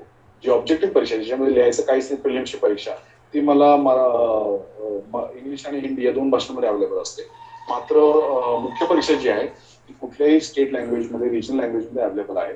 ज्या राज्यभाषा आहेत त्या सगळ्या राज्यभाषांमध्ये मुख्य परीक्षा लिहिता येते आणि फक्त लिहिता येते अशातला भाग नाही, इंटरव्ह्यू सुद्धा तुम्हाला तुमच्या मातृभाषेत देता येऊ शकतो. त्याच्याकरता एक ती दुभाषा देतात आणि दुभाषी तुमचं म्हणणं त्याच्यावर पोहोचवतात. सो मुद्दा असा की युपीएससी च्या परीक्षा पास होण्याकरता अनेक गैरसमज आपल्या मनात असतात. They are not true. कोण परीक्षा देऊ शकतं तर युपीएससीची परीक्षा देण्याकरता वय वर्ष 21 ते 35 पर्यंतचं एज लिमिट, 32 पर्यंतचं एज लिमिट आहे. 3 वर्ष ओबीसी करता आणि 5 वर्ष एससी एसटी कॅन्डिडेट करता तुम्हाला रिलॅक्सेशन आहे. पण अदरवाईज कुठलाही ग्रॅज्युएट वय वर्ष 21 ते वय वर्ष 32 मध्ये तुम्ही युपीएससीची परीक्षा देऊ शकता. हे साधारणपणे युपीएससी पर्यंत बद्दल झालं. आपण आता एमपीएससी कडे वळूया. वेळ खूप कमी वेळ त्यामुळे मी खूप जास्त खोलात जात नाहीये. एमपीएससीची तयारी एमपीएससी करता काय परीक्षेचं स्ट्रक्चर आहे त्याच्याकडे आपण येऊ. एमपीएससी करता परत राज्यसेवा परीक्षा, डेप्युटी कलेक्टर, डीवायएसपी, तहसीलदार अशा sales commissioner, land surveying officer अशा वेगवेगळ्या पदांकरता राज्यसेवाची परीक्षा घेतली जाते. एकंदर 18 ते 19 पदांकरता राज्यसेवाची परीक्षा घेतली जाते. दरवर्षी परीक्षा होतात आणि एमपीएससी म्हणजे महाराष्ट्र शासन आहे. त्यामुळे महाराष्ट्रातल्या ज्या सर्वोच्च परीक्षा ज्या आहेत त्या ऍक्च्युली आपल्याला एमपीएससी कंडक्ट करत असतात. महाराष्ट्र शासनाच्या सर्वोच्च परीक्षा म्हणजे राज्यसेवा परीक्षा. त्याच्या खालच्या ज्या परीक्षा आहेत त्या आहेत पीएसआय, एसटी आणि असिस्टंट म्हणजे police sub inspector, sales inspector आणि मंत्रालयातील सहाय्यक म्हणून पोस्ट आहे. या परीक्षा एमपीएससी कडून घेतल्या जातात. आता कालची आपण लोकसभाची बातमी बघितली तर बाकीच्या परीक्षा पण आम्हाला घ्यायला द्या असं आता सध्या चाललंय. आणि एमपीएससी कडे कदाचित पोलीस भरती वगैरेच्या पण परीक्षा येतील किंवा इतरही डिपार्टमेंटल एक्झाम्स येतील. दुसरा त्याच्या खालच्या PSI, ST आणि assistant police sub inspector, sales inspector आणि मंत्रालयाचे सहाय्यक याच्या खालच्या लेवलवर ज्याला आपण म्हणतो या कंबाईन एक्झाम्स आहेत.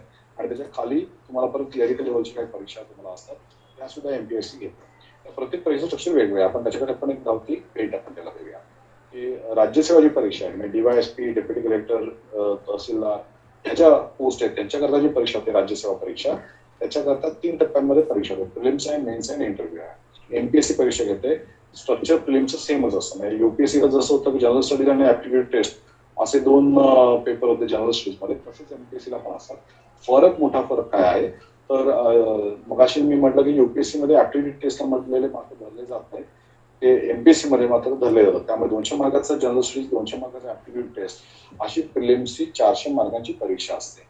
याच्यापैकी साधारणपणे तुम्हाला 50% मार्क पडले म्हणजे 200, 205, 10च्या आसपास मार्क पडले तर तुम्ही कॉम्पिटिशन मध्ये असाल तर तुम्ही एक्झाम क्लिअर करू शकता. मग अशी म्हटलं तसं की हा कट ऑफ हा व्हेरिएबल आहे. म्हणजे काही वेळेला तो 198, 195 एवढा पण असू शकतो 400 पैकी, किंवा काही वेळेला तो 247, 248 पर्यंत पण जाऊ शकतो.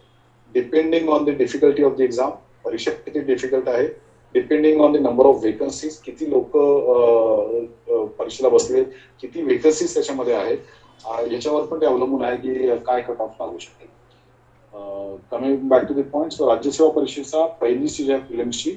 दुसरी प्रिलिम्स पास झाला तर तुम्हाला मेन्सला जायला लागतं.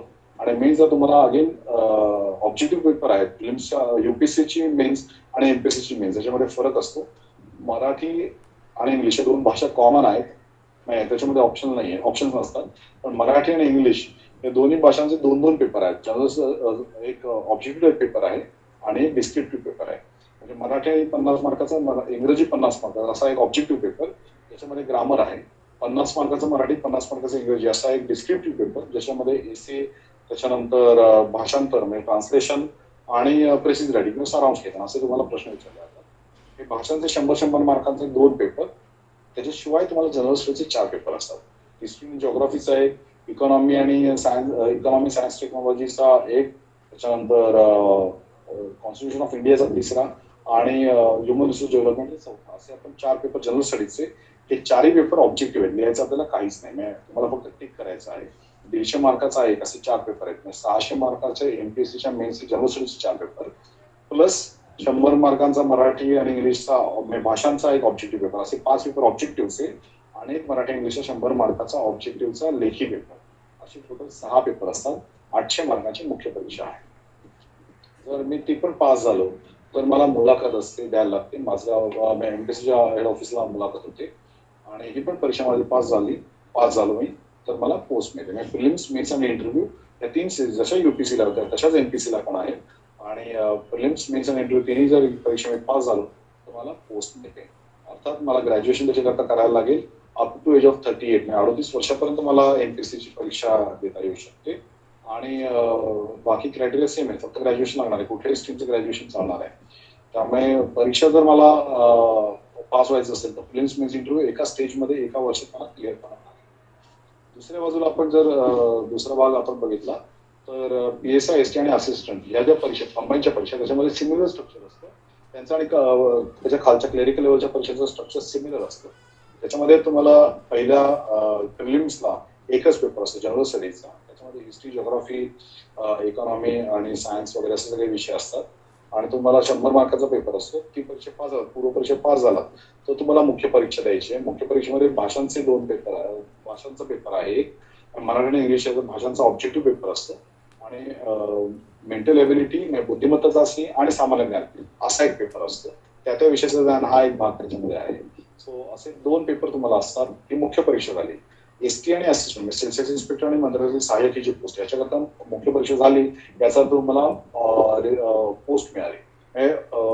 इंटरव्ह्यू त्याला नसतो. त्यामुळे जे लोक मुख्य परीक्षा पास होतात they will get a post, किंवा ते क्लेरिकल करता पण तेच आहे. मात्र तुम्ही PSI करत असाल तर तुम्हाला इंटरव्ह्यू आणि शारीरिक चाचणी अशा दोन्ही गोष्टी असतात. इंटरव्ह्यू, शारीरिक चाचणी पहिले आणि मग इंटरव्ह्यू असे 2 भाग असतात. आणि हे जे 4ही लेवल्स आहेत ते तुम्हाला एका वर्षात पास करायचे. कुठेही नाही झालं तर again you have to start from prelims.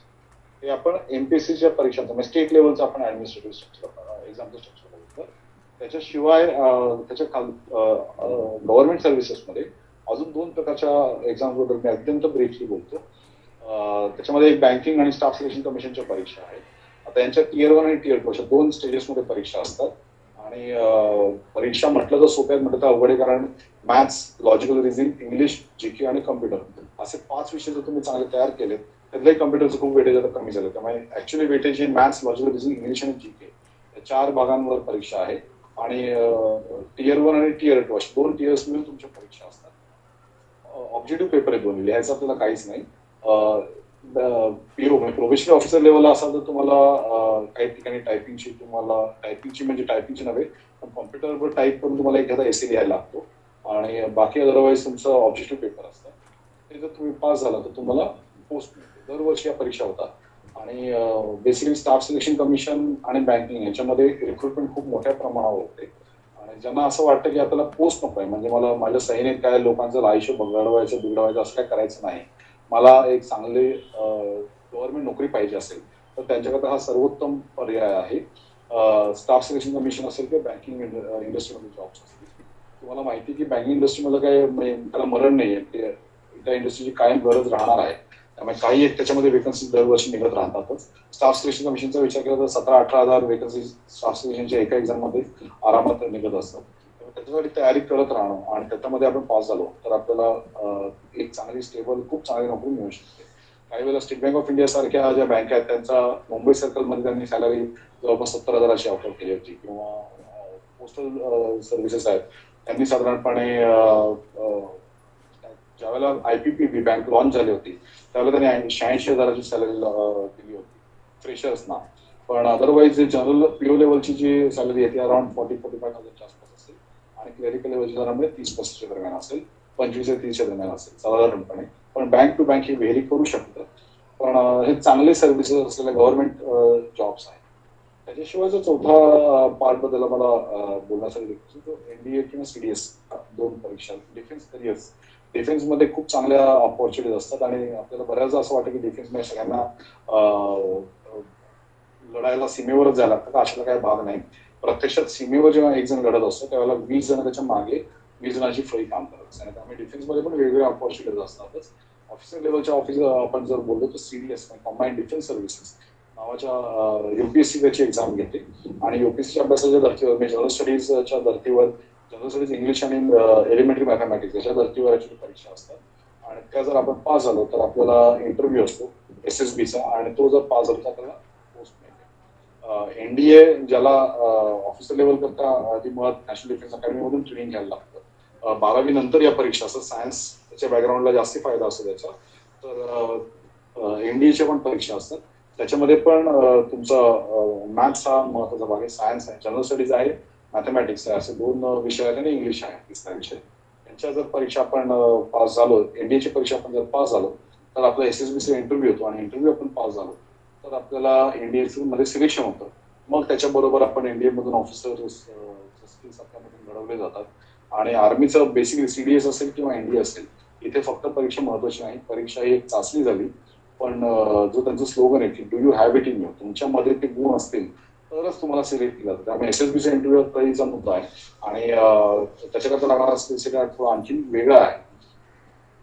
मला असं वाटतं की 5 मिनिटात मी आता तुम्ही जर अंडर ग्रॅज्युएट असाल तर तुम्ही काय करायला पाहिजे अशा विषयी मी बोलतो आणि मग मी थांबतो. आणि मग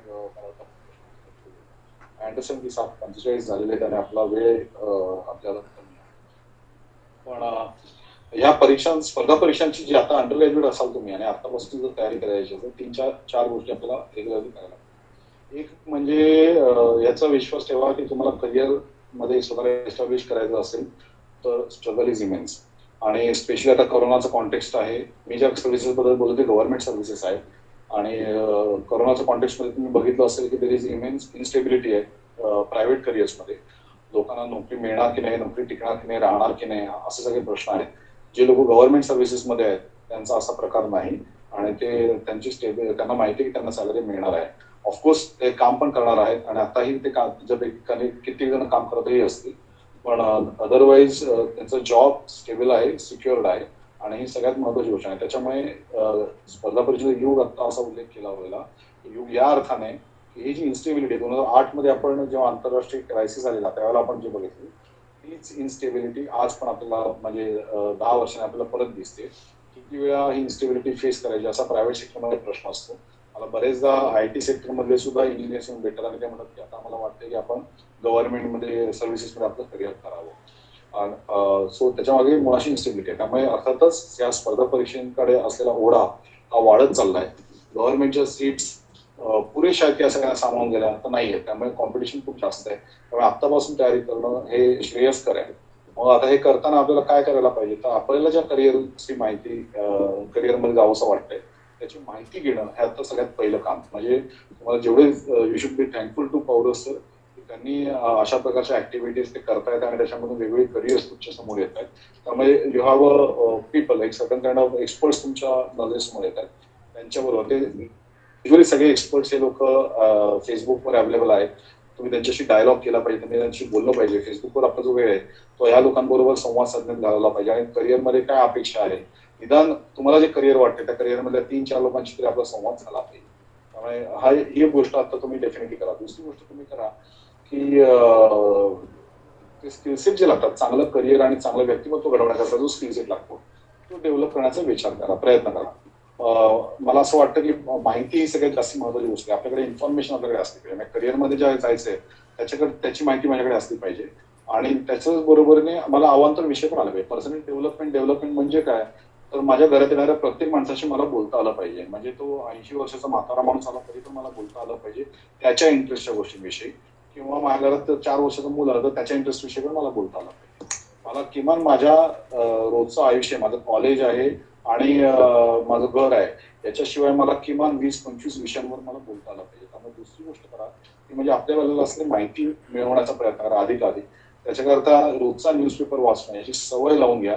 शक्यतो तो इंग्रजी न्यूजपेपर असू दे कारण भाषा हा पुढे आपल्याला कदाचित संघर्षाचा विषय बनू शकतो.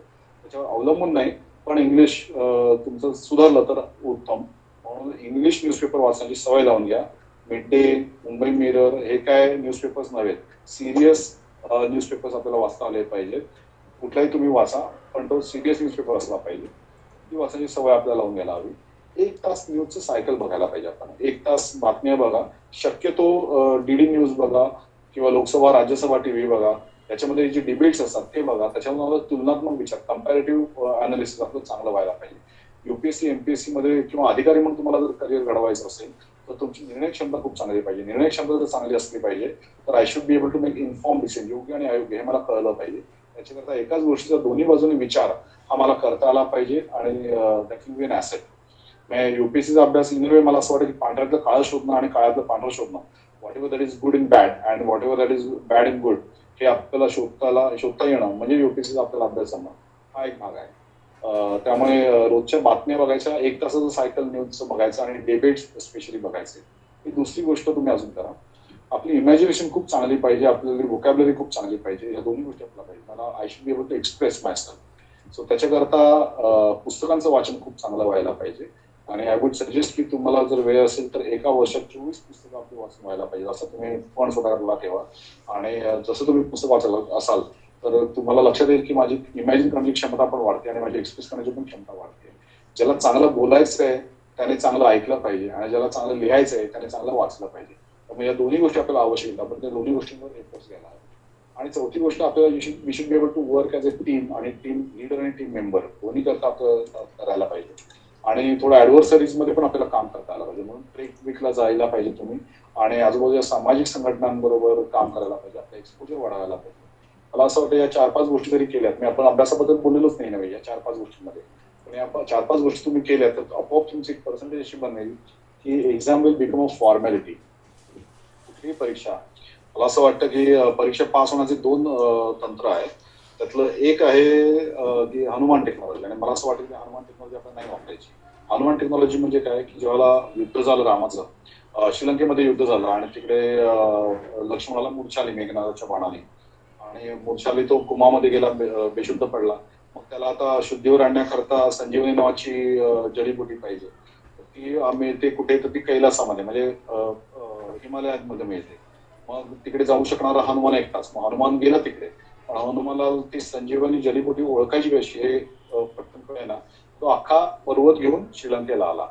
आपल्याला स्पर्धा परीक्षा जर पास व्हायची असेल तर हा अख्खा पर्वत कॅरी करायला लागतो, किंवा तुम्हाला संजीवनी कुठली, आपल्याला काय गोष्टी मार्क मिळवून देणार आहे हे आपल्याला कळायला लागतं. ते तंत्र घोटलं की आपल्याला आपण परीक्षा पास होतो. तेव्हा परीक्षा अवघड अशाला भागणे, मला ती परीक्षा कळायला लागली की ती सोपी होऊन जाते. कळणं आणि ती बघण्याचा तसा नजरिया तयार करणं हे ऍक्च्युली आपलं काम आहे कॅन्डिडेट म्हणून. मला वाटतं मी बराच वेळ बोलतोय आणि आता आपला वेळ संपत आलाय, पण प्रश्न उत्तरांकरता थोडा वेळ ठेवला होता. मला वाटतं तुमच्यामध्ये ती संजीवनी शोधण्याची नजर जागृत ठेवा आणि एक स्पर्धा परीक्षा फिक्स करा आणि आत्तापासून त्याची तयारी करा. तुम्ही कुठल्याही स्टेजला असाल तरी आत्तापासून त्याची तयारी करणं आवश्यक आहे. त्यामुळे टुडे इज द डे की ज्या दिवशी तुमची स्पर्धा परीक्षेची तयारी सुरू व्हायला पाहिजे, असं स्वतःची खुणगाट बांधा आणि सुरुवात करा. Over to you Porus sir. Yes sir. Sir प्रश्न, हो सर, प्रश्न भरपूर येत आहेत. त्यापैकी काही ठराविक प्रश्न म्हणजे घेण्याच्या अगोदर काही बेसिक प्रश्न पण आहेत. तर मला वाटतं बेसिक प्रश्नांच्या उत्तर इथे दिली तर थोडस वेळ आपला जाऊ शकतो. तर मी तुमची परवानगी घेऊन सांगू इच्छितो की युपीएससी आणि एमपीएससीच्या साईटवर जर का तुम्ही गेलात तर त्या स्पर्धा परीक्षा साईटवरती पात्रता किती असते, काय असते याच्याबद्दलची सगळी माहिती दिली असते. त्यामुळे वय, किती अटेम्प्ट आहेत, तर याबद्दलची जी माहिती आहे ती माहिती तुम्हाला तिकडे बेसिकची आपण माहिती म्हणतो तिकडे तुम्हाला ती मिळू शकेल. बाकीचे काही प्रश्न होते तेही आपण घेणार आहोत अनुषंगाने. एक होते अमित हळदे आहेत, त्यांनी आपल्याला प्रश्न विचारला होता. त्यांचा प्रश्न असा होता की डिफेन्स मध्ये त्यांना करिअर करायचं होतं, पण मला वाटतं त्यांचं वय 27 पेक्षा जास्त आहे. तर टेरिटोरियल आर्मी सोडून दुसरा कुठला असा पर्याय आहे का त्यांच्या पुढे, असा त्यांचा प्रश्न होता. 27 पेक्षा जास्त वय असेल, तुम्हाला डिफेन्स म्हणजे प्रत्यक्ष ऑफिसर म्हणून जायचं असेल तर अवघड आहे.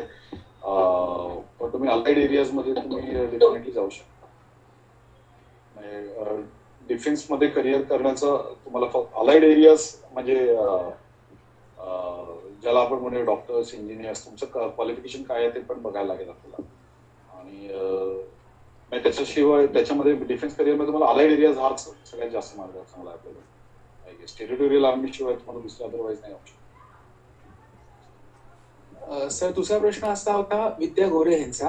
त्यांनी विचारलं होतं, मग त्यांच्या प्रश्नाचा मतितार्थ असा होता की युपीएससी अभ्यास ते करत होत्या आणि आता एमपीएससी ला शिफ्ट होत आहेत, त्या होण्याचा विचार करतायत. तर मग दोघांच्या अभ्यासाच्या एकंदरच प्रक्रियेमध्ये आणि तंत्रामध्ये काही फरक आहे का? हो, डेफिनेटली आहे. म्हणजे ऍक्च्युली तुम्ही युपीएससीचा अभ्यास मेन्सच्या दृष्टिकोनातून जो केलाय त्यातला बराचसा पार्ट रिटर्नमेंट असेल, पण तुम्हाला त्याचा अभ्यासाचा खूप फायदा होईल. तुम्ही एमपीएससीचा अभ्यास करताना सिलेबस खूप सिमिलर आहे. म्हणजे आपण जनरल स्टडीचा जर स्पेशली एमपीएससी राज्यसेवाचा प्रिलिम्सचे जर तुम्ही पेपर बघितले तर त्याच्यामध्ये तुम्हाला असं दिसेल की फार वेगळं नाही. तुम्ही पेपरचा पॅटर्न जर बघितला तर हार्डली महाराष्ट्राचा पार्ट जो आहे तो 5 ते 10% आसपासचा पार्ट आहे. आणि जनरल स्टडीज मध्ये तुम्हाला खूप एज मिळू शकते युपीएससीचा अभ्यास केल्यानंतर. पेपर सॉल्व्ह करण्याची प्रॅक्टिस भरपूर करायला पाहिजे. तुम्ही हिस्ट्री, जिओग्राफी, त्याच्यानंतर इकॉनॉमी आणि सायन्स, बेसिक सायन्स हा एक पार्ट आहे की जो तुम्हाला वेगळा करायला लागतो एमपीएससी करता, जो आपण युपीएससी मध्ये करत नाही. पण otherwise most of the areas are covered in UPSC. त्यामुळे स्ट्रॉंग एरियाज आहेत. आपण डिटेल अनालिसिस वर ऍक्च्युली बोलायला पाहिजे. एकदम 2 मिनिटात सांगायला पाहिजे. पण मला मुद्दा एवढाच सांगायचा आहे की तुम्ही जी इनसाइड युपीएससी मधून डेव्हलप केली ती त्याचा वापर करा आणि एमपीएससीच्या प्रश्नांकडे लॉजिकली सोडवण्याचा प्रयत्न करा. आणि यू विल फाइंड की अरे ते लॉजिक लावलं तर आपल्याला उत्तर मिळतात. फॅक्च्युअल एमपीएससी जास्त आहे आणि युपीएससी अनालिटिकल जास्त आहे. अनालिसिसचा वापर करून तुम्हाला फॅक्ट्स पर्यंत पोहोचता येऊ शकतं. त्याचा एकदा विचार करून तुम्ही पेपर सोडवा. मला नंतर तुम्ही विचारलं तर I can share the analysis actually की कशी तयारी करायला पाहिजे. पण खूप जवळच्या पेपर आहे परीक्षा एवढंच. सर अजून एक होता मेघा पाटील आहेत त्यांचा. त्यांनी विचारलं होतं की आयबीपीएस पीओ ह्याच्याबद्दल थोडं माहिती कळू शकेल का? म्हणजे एसबीआय आयबीपीएस ची प्रोफेशनल ऑफिसरची जी होते ती त्याच्याबद्दल. State bank of India SBI मध्ये तुम्हाला पीओ लेवलला जर ट्राय करायचं, एसबीआयची पीओ क्लेरिकल लेवलच्या परीक्षा असतात. बेसिकली या ज्या परीक्षा आहेत त्याच्या 3 स्टेजेस आहेत, प्रिलिम्स, मेन्स आणि इंटरव्ह्यू अशा स्टेजेस आहेत. आणि स्टेट बँक ऑफ इंडियाची परीक्षा सुद्धा आयबीपीएस कंडक्ट करतं आणि बँकिंगच्या ज्या जनरल परीक्षा असतात तशाच टाईपच्या ह्या पण परीक्षा आहेत. एसबीआय मध्ये तुम्हाला मेन्स करता अटेम्प्ट लिमिटेड आहेत, त्यामुळे त्याच्यावर तुम्हाला थोडंसं लक्ष द्यायला लागतं. पण अदरवाईज मॅथ्स, लॉजिकल रिझनिंग आणि इंग्लिश या 3 विषयांचा prelims, maths, logical reasoning, English आणि जीके या विषयांची मेन्स असा पॅटर्न तुम्हाला आहे एसबीआयचा. तुम्हाला काही स्पेशलाइज म्हणजे तुम्ही जर CA असाल किंवा MBA असाल तर तुम्हाला आणखी काही ऑपॉर्च्युनिटीज ओपन होतील SBI मध्येच. पण अदरवाईज कुठलाही ग्रॅज्युएट क्लेरिकल आणि ऑफिसर लेवलच्या परीक्षा देऊ शकतो लेवलच्या. मेहनत जास्ती लागते SBI ला, कारण 17-18 लाख लोक फॉर्म भरतात आणि 2000 पोस्ट असतील ऑफिसर लेवलच्या, त्यामुळे मेहनत जास्ती लागेल. तर अजून एक होते चॅटबॉक्स मध्ये येतच आहेत आपल्याकडे.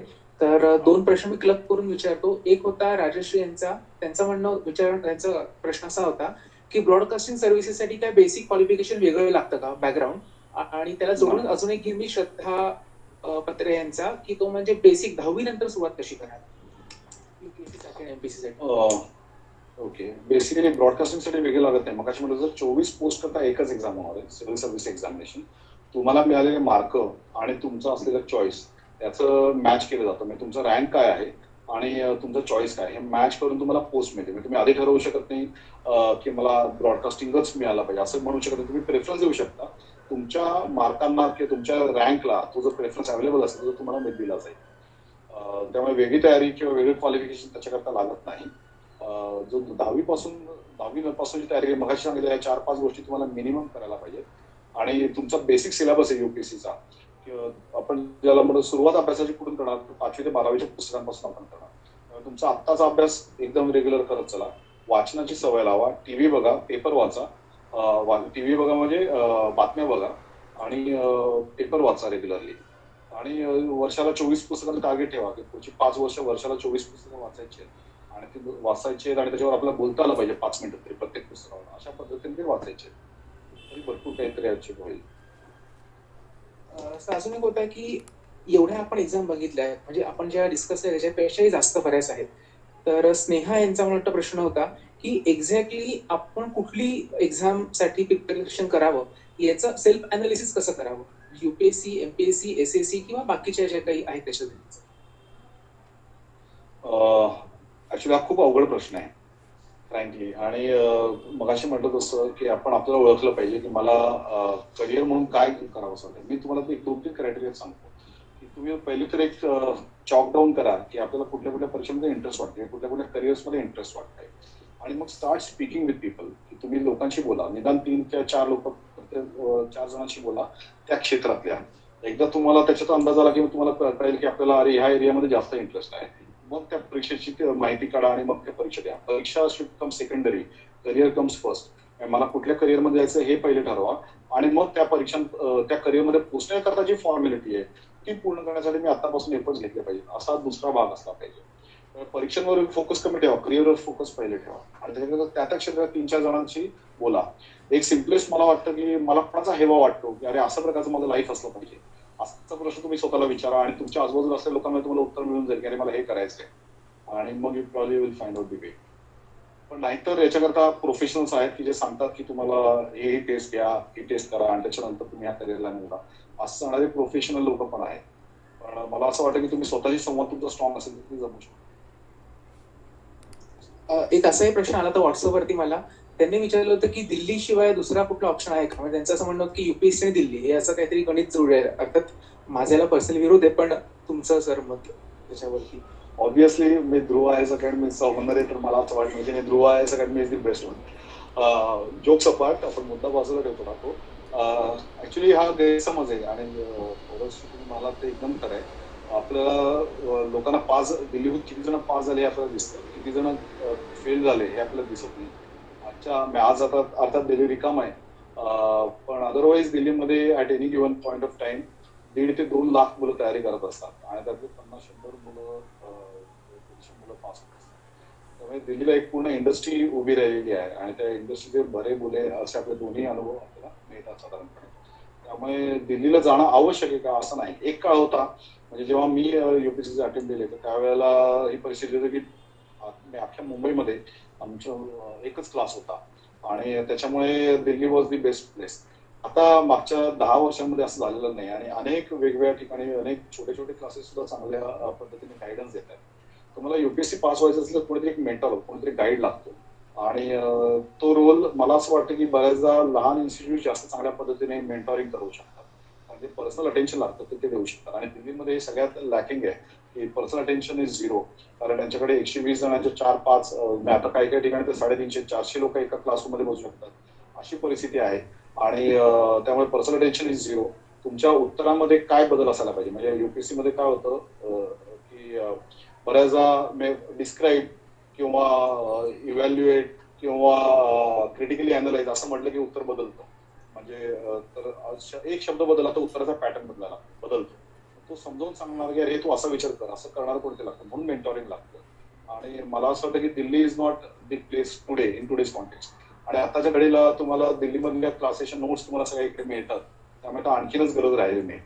त्यामुळे बऱ्याचदा क्लासेसमध्ये असं होतं की फक्त नोट्स लिहून दिल्या जातात, त्या तुम्हाला अवेलेबल आहेत. तर मग तिकडे जाऊन लेखनिकाचं काम करण्यापेक्षा यू कॅन स्टडी ओव्हर असं. सर अजून एक होता की म्हणजे पुस्तकांची नावं आपल्याला कळू शकतील का, की 11वी मध्ये मला वाटतं असावं त्या त्यांनी विचारलंय की पुस्तकांचं असं काही कुठली पुस्तकं वाचावी त्या संदर्भात. म्हणजे सिलेबस ओरिएंटेड पुस्तकं म्हणता ना तुम्ही? त्यांचा प्रश्न असा होता साधारणपणे 11वी पासून युपीएससी तयारी करण्यासाठी कुठली पुस्तकं वाचा, म्हणजे मला वाटतं अगदी बेसिक पुस्तकांपासून सुरुवात. बरोबर.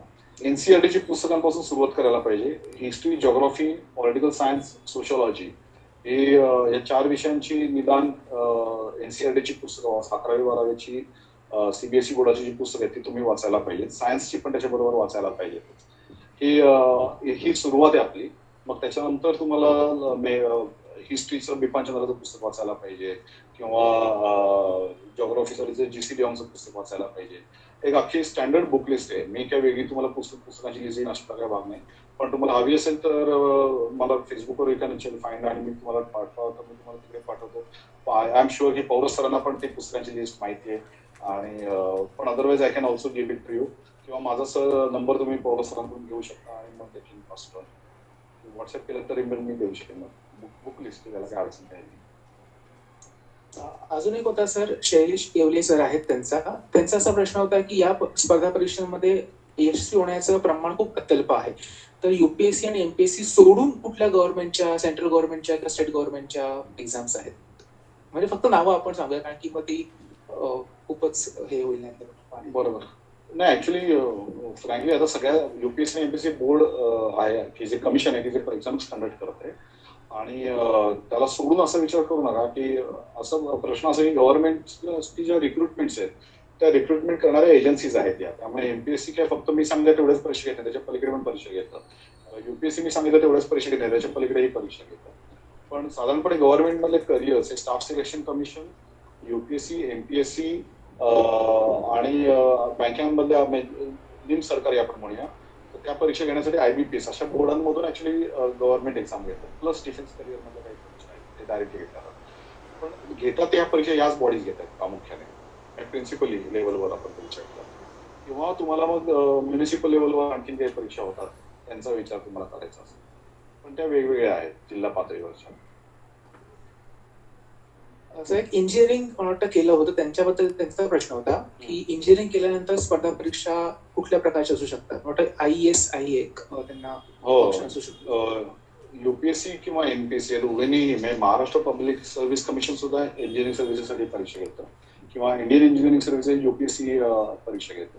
जे सायन्स बॅकग्राऊंड आहेत त्यांना IFS हा पण एक ऑप्शन अवेलेबल असतो. म्हणजे इंडियन फॉरेस्ट सर्व्हिसेस हा पण एक ऑप्शन त्यांना अवेलेबल असतो. त्यामुळे इंजिनियर तुम्ही असाल तर तुम्हाला हे ऑप्शन अवेलेबल आहे, तुम्ही देऊ शकता या परीक्षा. सर वेळेकडे बघता आपण 2-3 प्रश्न फक्त घेऊयात. एक थोडासा इंटरेस्टिंग होता आणि तो आता म्हणजे त्या व्यक्ती आहे त्यांनी व्हॉट्सअपवरती मला पाठवला आहे. त्यांचं असं म्हणणं होतं की येणाऱ्या व्यक्ती या एक्झाम हे करू शकतात का, आणि त्याला जोडून मी अजून एक घेतो. म्हणजे 2 प्रश्न असे होते की गव्हर्नमेंट ऑफ इंडिया आणि युपीएससी मध्ये काही बदल सांगितले डिरेक्ट रिक्रुटमेंट, त्याच्याबद्दल त्यांनीच विचारला होता. आणि तिसरा त्यांचाच प्रश्न होता की आता डिफेन्समध्ये 18 वर्षांत 5 वर्षाची सर्व्हिसचा जो प्रश्न होता तो त्यांनी एक विचारला होता, त्याच्याबद्दल 3 गोष्टी. शेवटचा प्रश्न मला कळला नाही, त्यांचं असं म्हणणं होतं की 18 वर्षानंतर 5 वर्ष फक्त तुम्ही सर्व्हिस करू शकता डिफेन्स मध्ये. हा जो नवीन डेव्हलपमेंट आता आली आहे, घोषणा केली होती त्याच्याबद्दल. पहिला होता एनआरआय. एनआरआय मध्ये ऍक्च्युली तुम्ही कुठल्या राज्याचे आहात, कुठल्या देशामध्ये आहात, आणि तुम्ही त्याच्यानुसार ते ऍक्च्युली काही कॉन्टेक्स्ट बदलतील. मला असं वाटतं की युपीएससी नोटिफिकेशन मध्ये तुम्ही तिबेटचं असाल, नेपाळचं असाल आणि आणखी काही देशांमधले असाल तर तुम्हाला अलाउ केलेलं आहे. त्या स्पेसिफिक तुमची जी फॅमिली बॅकग्राऊंड आहे त्याच्यावर तो अवलंबून आहे की तुम्ही नंबर आहे. कृपया सगळ्यांना त्याचं म्यूट वर टाका.